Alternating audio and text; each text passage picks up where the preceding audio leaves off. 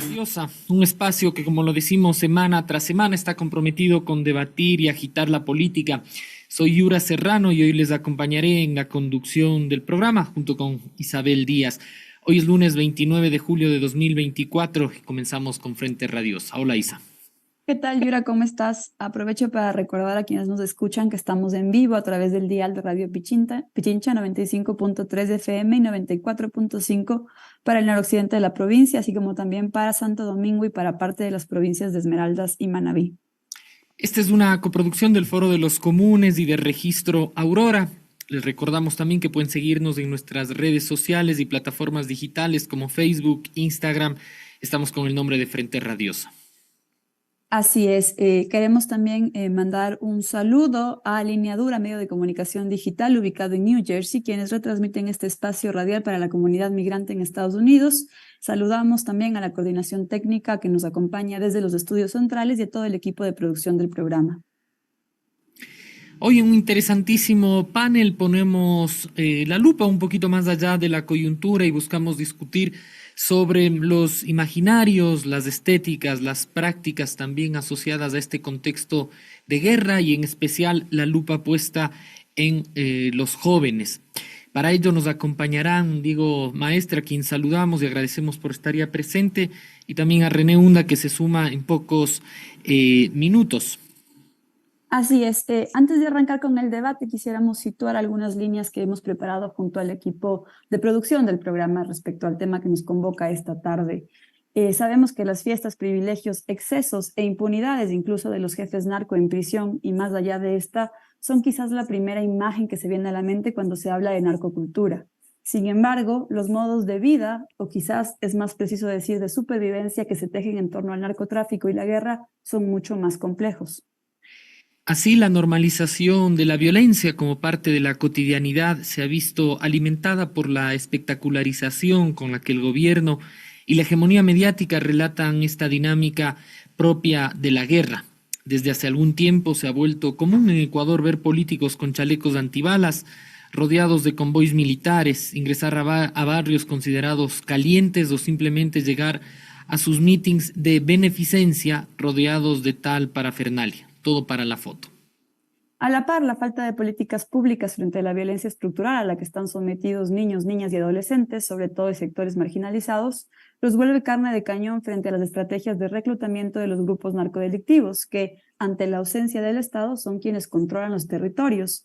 Por ello, queda bastante corta la reciente intervención de la ministra de Educación, quien se lamentó porque ahora los niños ecuatorianos sueñan con ser capos de la mafia y llamó a emprender una cruzada contra los antivalores. Sin embargo, el reclutamiento de jóvenes se basa simplemente en una cuestión cultural o estamos ante una crisis de expulsión sistémica, hablando en términos sociales. Los causantes de la normalización de esta violencia son únicamente los jefes narco o son también parte quienes ocupan las más altas esferas del Estado. De esto y más buscamos hoy problematizar y reflexionar en Frente Radiosa. Bienvenidas y bienvenidos.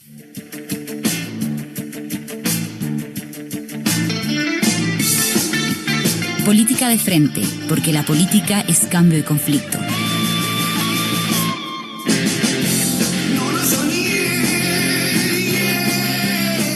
Radio Pichincha. Gracias a Diego que está ya con nosotros y con quien queremos empezar este diálogo con varias de las interrogantes que poníamos sobre la mesa en la introducción. Las causas estructurales de la violencia y su expresión cultural. Queremos rastrear un poco esta pista, Diego, y preguntamos de arranque, ¿la propagación de la narcocultura en el Ecuador es simplemente una cuestión de antivalores, entre comillas, o desde dónde se puede leer esta propagación y aparente legitimación de las distintas expresiones de la violencia en el país en este contexto de guerra? ¿Es una cuestión de cultura o de supervivencia? Bienvenido. Buenas tardes, muchas gracias por la invitación. Un saludo también a toda la audiencia que nos escucha. Bueno, básicamente tú has resumido bastante bien todo lo que es la problemática de la narcocultura.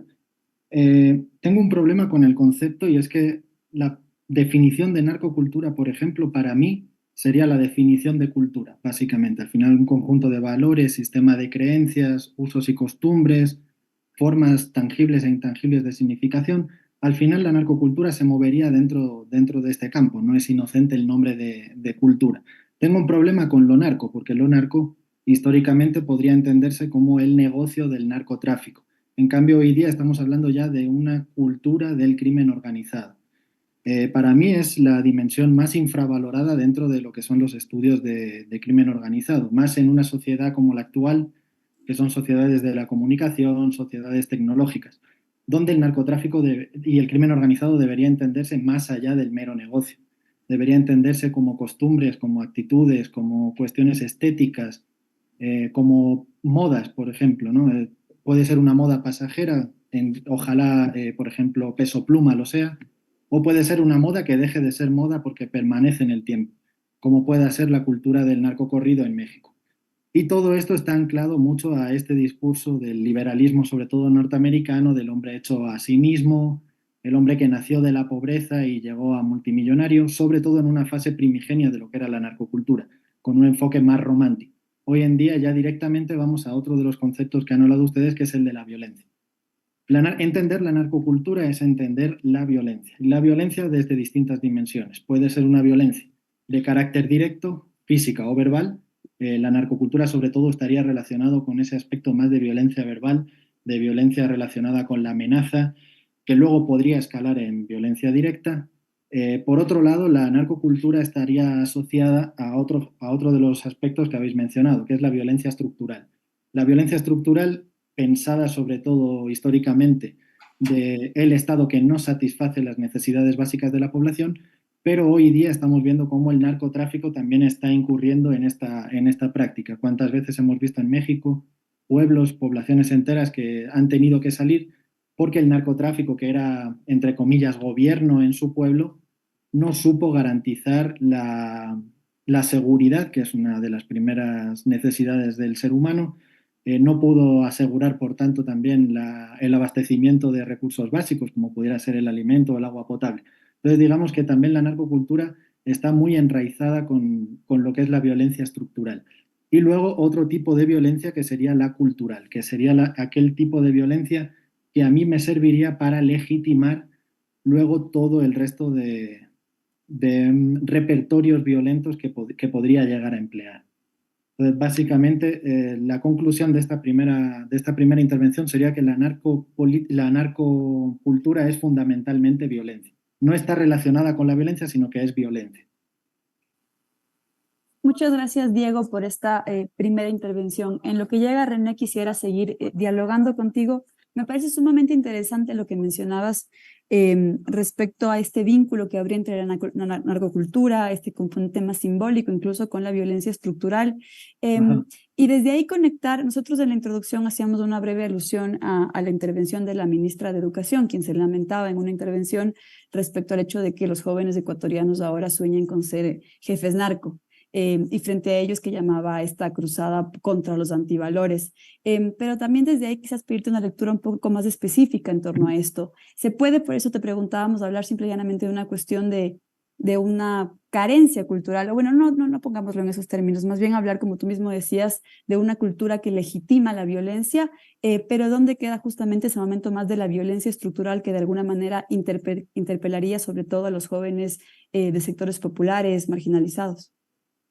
Claro, al final el narcotráfico lo que tiene es la capacidad de cooptar a esos sectores jóvenes, quizá por una inmadurez cultural, educativa, como queramos llamarlo, pero también por la capacidad que tiene de llegar a esos sectores a satisfacer necesidades, así como muchas veces el narcotráfico y el crimen organizado es un factor desestabilizador de las regiones y puede llevar consigo fenómenos de violencia salvaje contra una población y no satisfacer esas necesidades, también puede hacer lo contrario, que es el fenómeno que muchas veces vemos, cómo el narcotráfico llega a determinadas poblaciones y da alimentos, regalos en Navidad para los niños. O sea, tienen una capacidad de inversión en proyectos de asistencia social que el Estado nunca va a tener, porque el Estado siempre va a tener algún tipo de, algún tipo de control, ya sea por medio de los organismos institucionales de control, como pueda ser la Contraloría en el caso ecuatoriano, El narcotráfico no, el narcotráfico puede hacer política social de hoy para mañana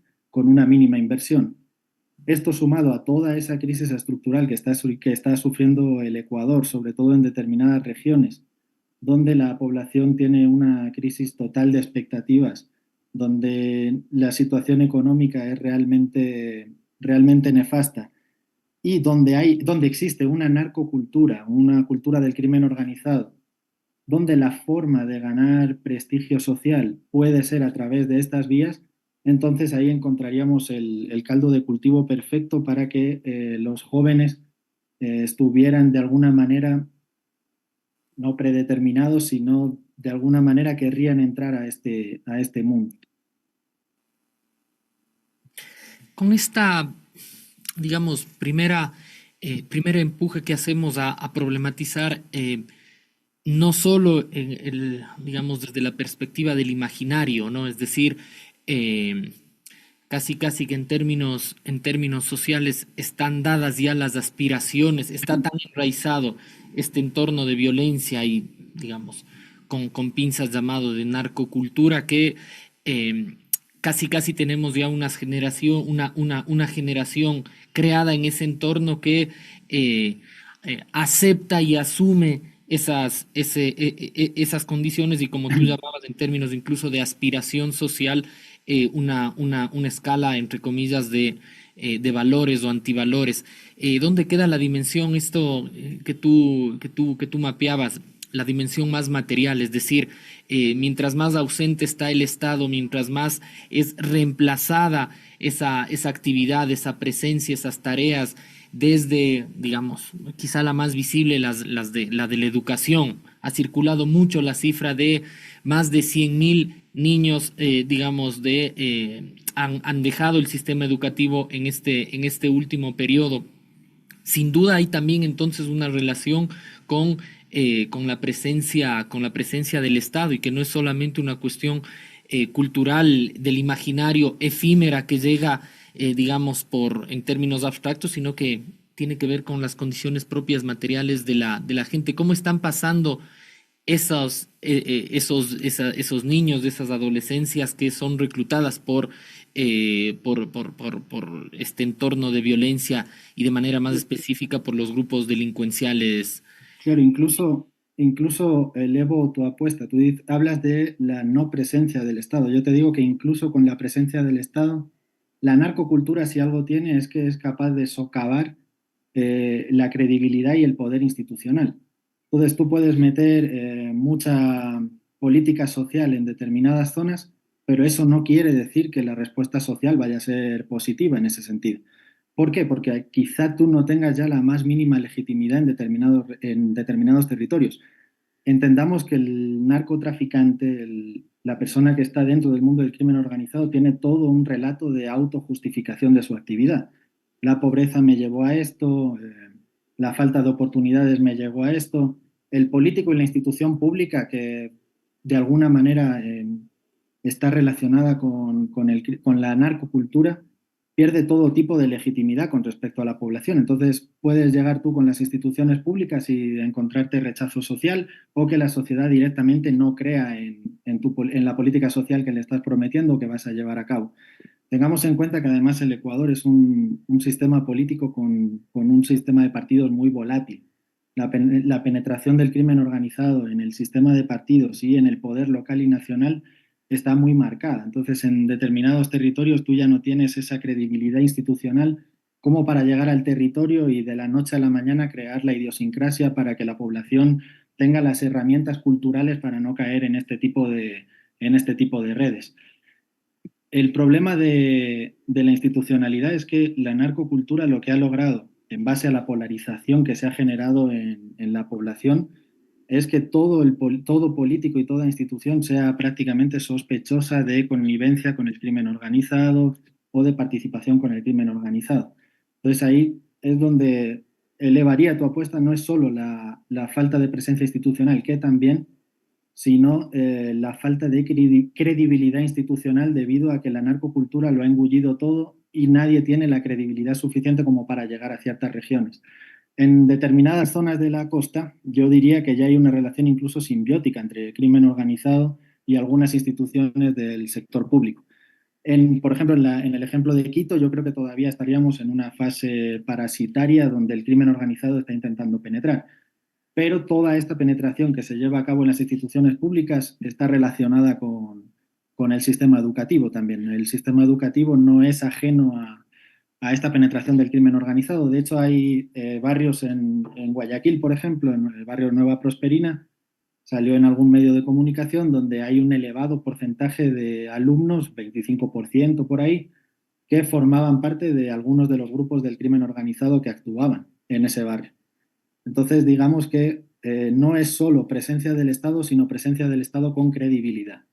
Quizás quedándome con esto que mencionas en torno a la credibilidad institucional, conectar con lo que mencionábamos también en la introducción respecto a la espectacularización de la guerra declarada por Noboa, porque vemos que hay una instrumentalización de esta declaratoria de guerra en las estéticas incluso que se emplean, ¿no? Cuando veíamos la semana pasada al presidente de la República entrar con chaqueta antibalas, el convoy militar, etcétera, de alguna manera, cuando vemos que este tipo de imágenes vienen solo para la foto, pero no están acompañadas de políticas integrales que realmente ofrezcan soluciones a la población, ahí también se pierde la credibilidad.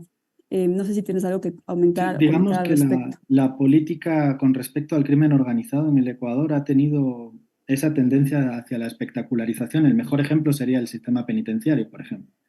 ¿Cuántas veces hemos visto intervenciones espectaculares dentro de los principales penales del país y a las 2 semanas volvió a haber una masacre con armas de fuego, con armas blancas?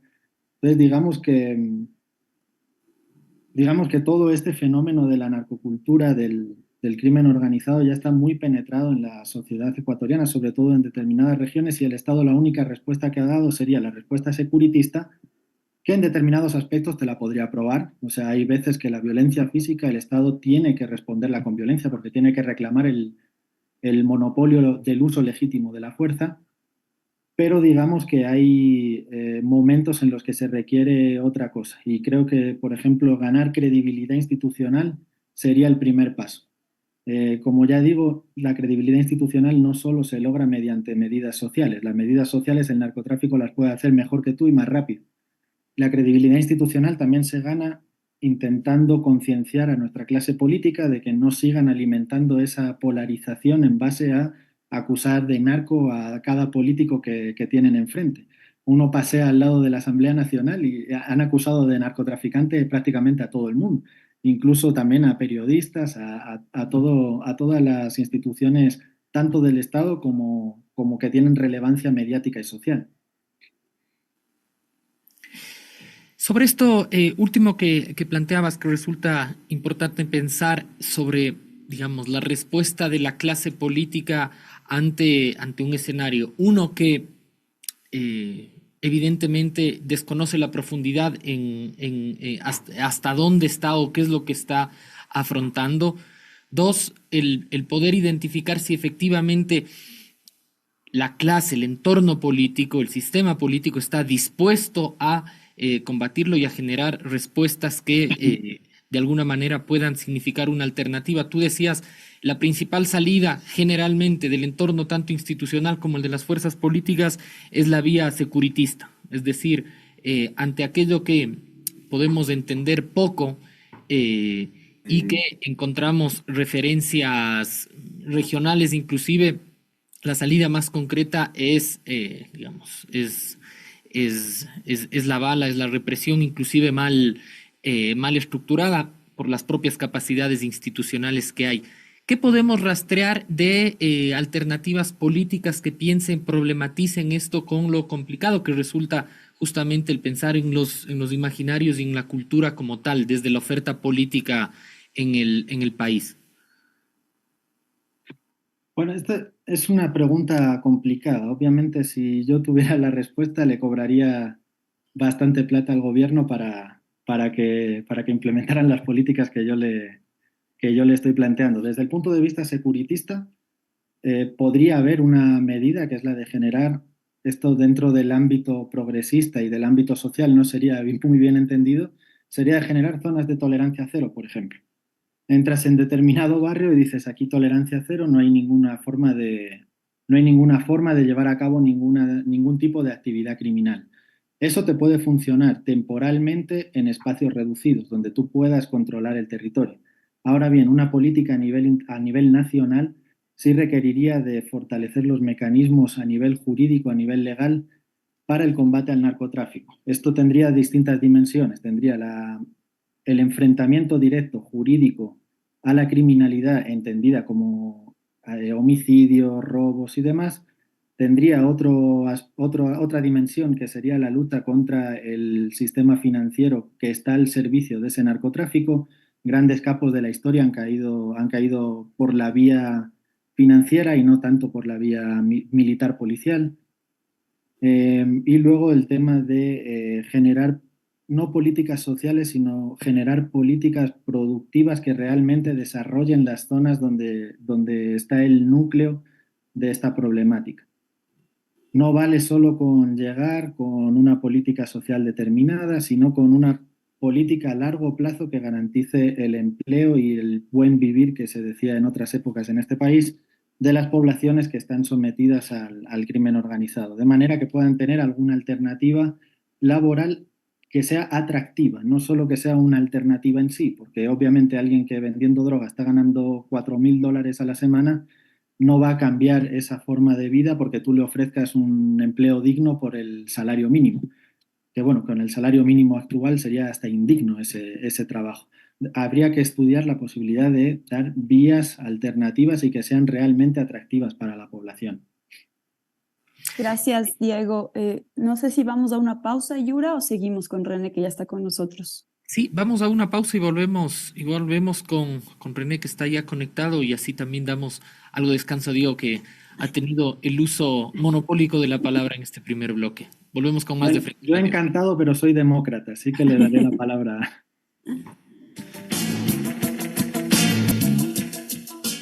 Seguimos con más de Frente Radiosa. Estamos con René Hunda, sociólogo, profesor e investigador, y también con Diego Maestre, politólogo. Estamos aquí conversando sobre la propagación de la narcocultura en Ecuador, pero siempre en relación a las condiciones de violencia estructural de las cuales es de expresión, y un poco en línea con lo que conversábamos en el segmento pasado, cuando hablábamos sobre el reclutamiento de jóvenes y nos preguntábamos si esto es una cuestión de cultura o de supervivencia. Por ahí quisiera seguir dialogando contigo, René, dada tu expertise en el tema, en el área de jóvenes, preguntarte en cuáles son las expectativas de vida de jóvenes cuya única opción de supervivencia es justamente insertarse en este tipo de estructuras criminales. ¿A qué tipo de violencia han estado expuestos a lo largo de sus trayectorias vitales? Ok, muy buenas tardes, Isabel. Yura, Diego, gracias por la invitación. Mil disculpas, entiendo que hubo algún inconveniente Hubo con el fallas enlace. técnicas de nuestra Sí. parte, sí. Ok, pero bueno, muchas gracias. Respecto de tu pregunta, que es una pregunta que en principio diría no solamente interroga por las expectativas de los jóvenes, digamos de una forma eh, rígidamente delimitada, eh, sino que es una pregunta que de alguna forma interroga también a la sociedad, y con esto quiero decir a las instituciones sociales y políticas. ¿En qué sentido? Primero porque las expectativas de niños, jóvenes y en general de la población no se configuran, digamos, ante sí y por sí, ¿no? Esas expectativas son, llamémosle un producto social. Esas expectativas, en definitiva, se moldean, se configuran el conjunto de aspiraciones que tienen niños y jóvenes.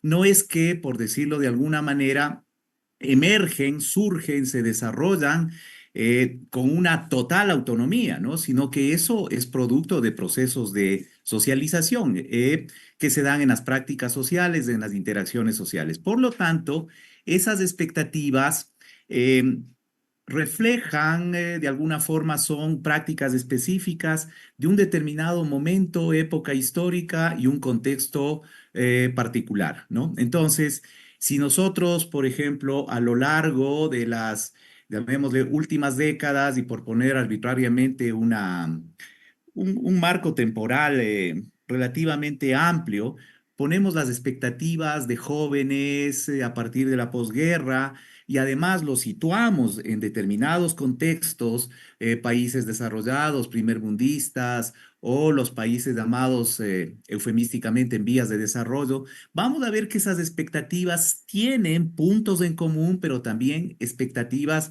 que son, llamémosle, diferenciadas, y eso en razón justamente de los contextos políticos, económicos, de las particulares idiosincrasias, ¿no es cierto?, que operan.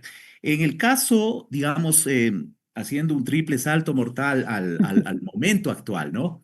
Digamos, esas expectativas, primero yo diría que representan un campo notable de vacancias, ¿no? ¿A qué me refiero? Desde el punto de vista académico, sobre todo, y en el plano meramente investigativo, digamos, muy poco es lo que se ha producido en realidad sobre estudios acerca de expectativas, y con esto me refiero a estudios, investigaciones, análisis, y no solamente, llamémosle, a sondeos de expectativas que se dan sobre todo en el plano de los estudios de marketing, etcétera, o a sondeos, ¿no? Es decir, tipo preguntarles a jóvenes que están en determinados espacios, ¿no? Sobre todo públicos, parques, plazas, canchas, malls, etcétera. Oye, ¿y qué quieres o qué esperas del futuro o qué quieres ser de grande, ¿no?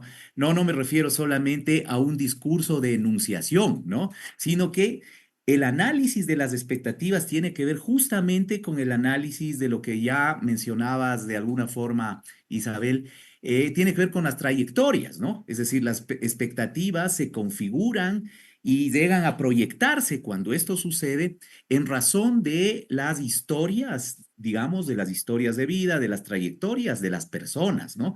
Por lo tanto, poniéndolo en términos muy simplificados, diríamos que si un joven, una joven, tiene determinadas aspiraciones en la vida, en el campo laboral, profesional, académico, deportivo, etcétera, eh, digamos, eso no es porque, llamémosle, se le ha ocurrido en un determinado momento, ¿no? No es una cuestión así estricta y enteramente espontánea, ¿no? Las expectativas responden a un proceso de configuración, digamos, imbricadas con sus propias trayectorias, ¿no? Entonces, si alguien, digamos, quiere, no sé, ser economista, un joven quiere ser economista, estudiar economía, digamos, habrá que de alguna forma mirar esa expectativa, digamos, en su proceso vital, digamos, histórico, longitudinal, como quiera llamarle. En el caso actual, digamos, y en el contexto de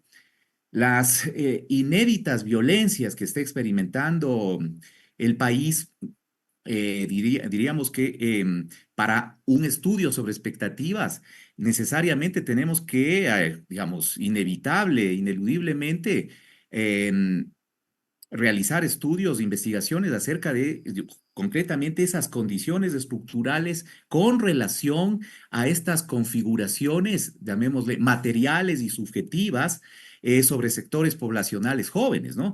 Y eso supone, digamos, vuelvo al inicio, ¿no? Eso supone no solamente centrar esfuerzos en tratar de descifrar y analizar qué son los jóvenes en sí mismos o qué son los niños en sí mismos, ¿no? Sino que los niños en relación, los jóvenes en relación, y eso significa, también voy a decirlo de modo muy simplificado, eso significa estudiar el Estado.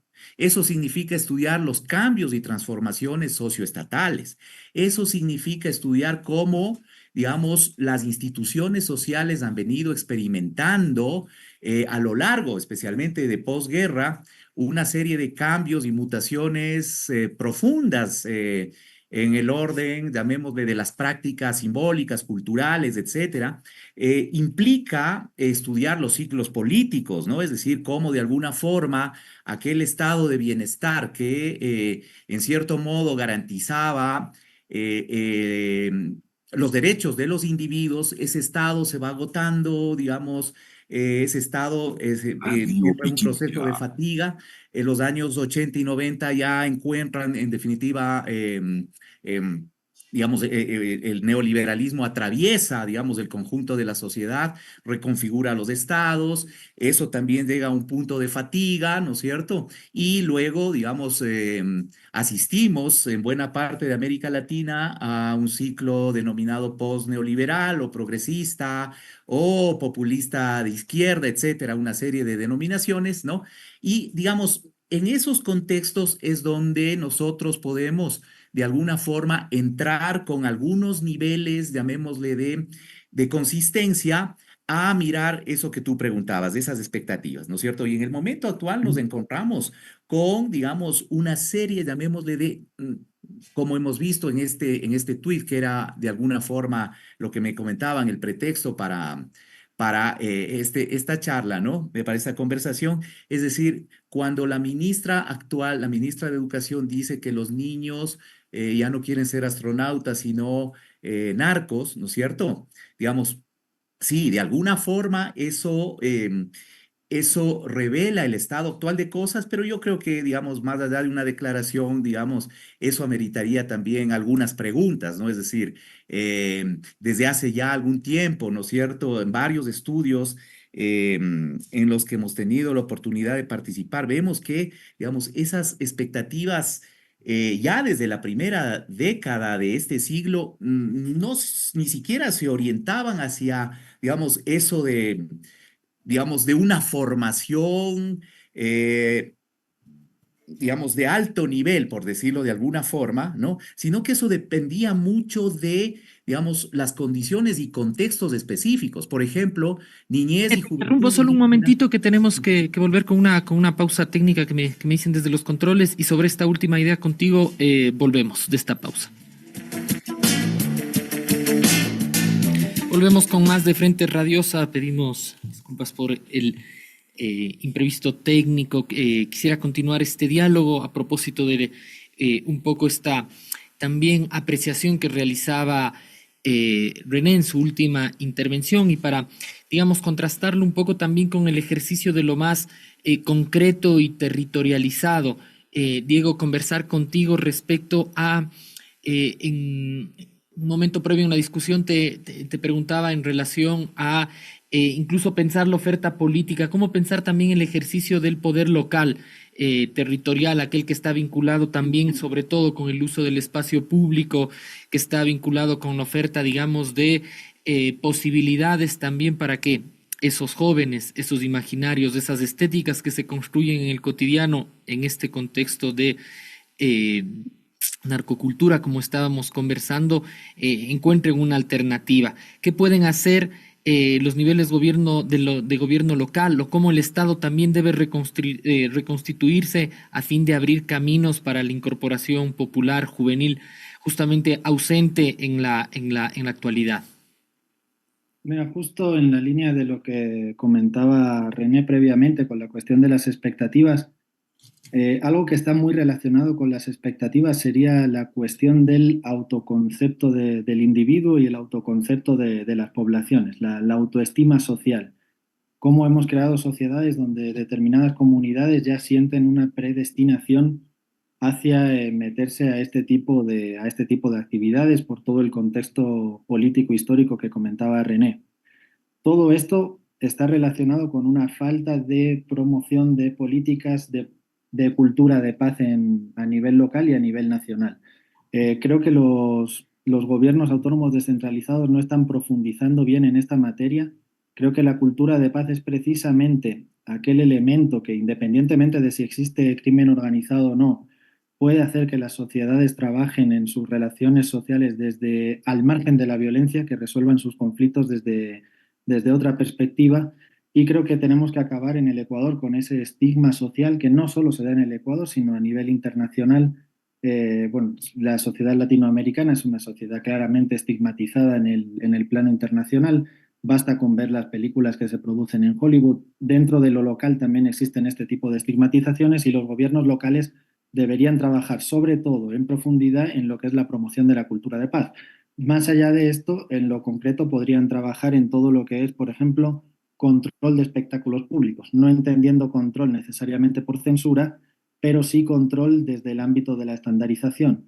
ver qué tipo de espectáculos son aptos o no aptos para menores de edad y acompañar cada evento que se produzca en esta línea con una campaña común educomunicacional donde se le pueda explicar a la gente que esto forma parte de la fantasía, esto forma parte del espectáculo, pero que no necesariamente se tiene que reproducir en el ámbito de lo social.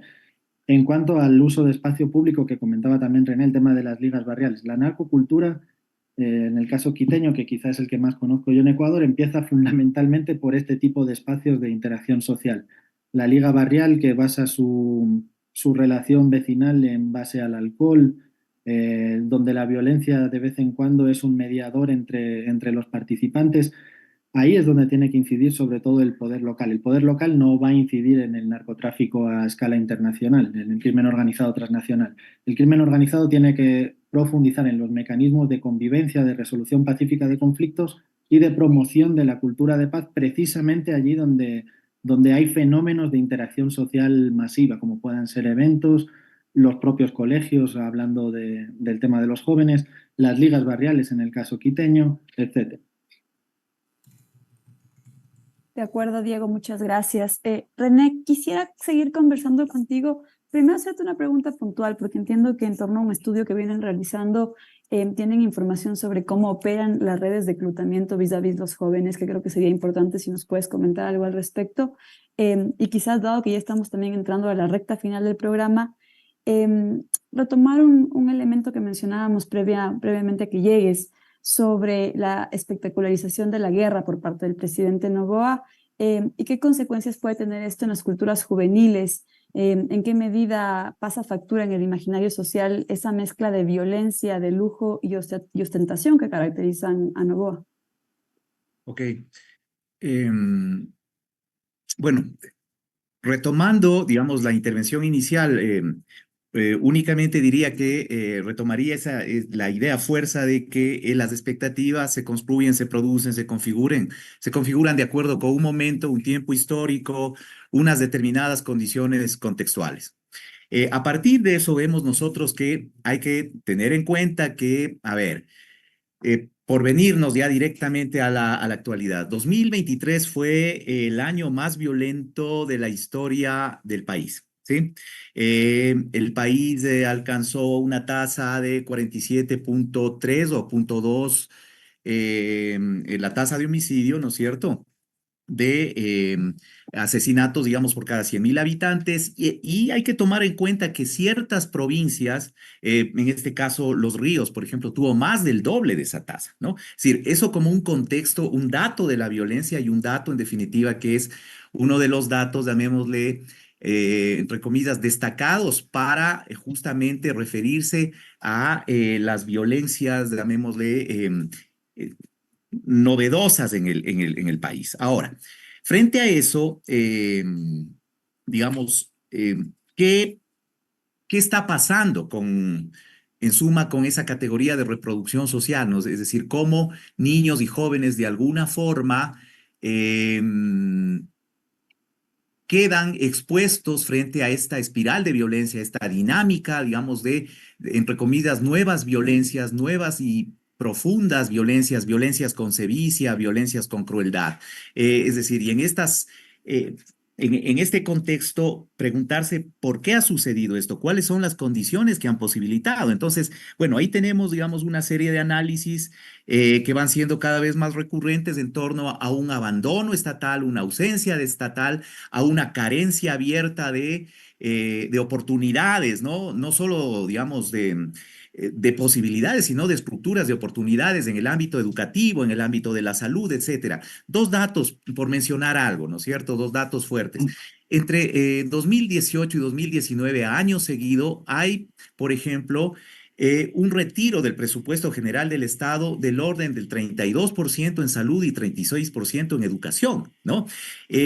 Los niños que están por fuera del sistema educativo antes de pandemia, 2019, durante pandemia, ¿no es cierto?, van en un número de 80.000, 150.000, hasta la actualidad, que son 250.000 niños, según el informe alternativo de cumplimiento de derechos humanos en el país, ¿no?, publicado hace 2 meses, me parece, acá en el país, 1 mes y medio más o menos, y fíjate, 250.000 niños por fuera del sistema educativo frente a 350.000 del sistema regional. El Ecuador aporta casi con el 72% de niños que están por fuera del sistema educativo, ¿no? Esto significa claramente, digamos, pensar un tipo de Estado que no solamente ha abandonado, no solamente ha dejado a su suerte, especialmente a los sectores llamados más vulnerables, ¿no? En las provincias justamente que tienen niveles de pobreza más acentuados, mayores, etcétera, ¿no es cierto? Eso significa no solo dejar en la indefensión a gran parte de la sociedad, sino significa pensar aquella hipótesis de una sociedad actuando contra de un Estado, perdón, actuando contra su sociedad, ¿no? Que digamos es una de las variantes de tipología de Estado que empieza a configurarse con mayor radicalidad en el periodo pandémico y llamémosle pospandémico. Entonces, en este escenario de indefensión, en este escenario de, digamos, una sobrevivencia descarnada, de subsistencia, lo que especialistas en los temas de seguridad, en temas más, digamos, vinculados con la configuración de grupos asociativos o formaciones asociativas delincuenciales, etcétera, ¿no? Que van, en el caso ecuatoriano, de las pandillas hacia su conversión o fusión en grupos delincuenciales de delincuencia organizada, llamémosle. Entonces queda llamémosle un espacio abierto como para que puedan, digamos, producirse estos espacios de reclutamiento. Básicamente las razones, digamos, razones de orden económica, subsistencia y razones de seguridad básica. Pero dentro de eso, en el estudio que estamos realizando, nosotros hemos ido viendo que hay una serie de variantes que están vinculadas a estas dos cuestiones estructurales fuertes, ¿no? Y una de esas tiene que ver, digamos, con una propia inducción familiar, ¿no? A ver, con esto no quiero decir que las familias les están, por decirlo de alguna forma, tirando al agua a sus chicos, ¿no? Sino que hay formas de alguna manera soterradas o veladas en las que, digamos, las familias dicen, mira, mijo, los chicos de allá o tus primos, mira, ¿por qué tienen de alguna forma motos? ¿Por qué tienen buena ropa? ¿Por qué llevan no solamente $1 a la casa, sino que tienen un poco más de ingresos?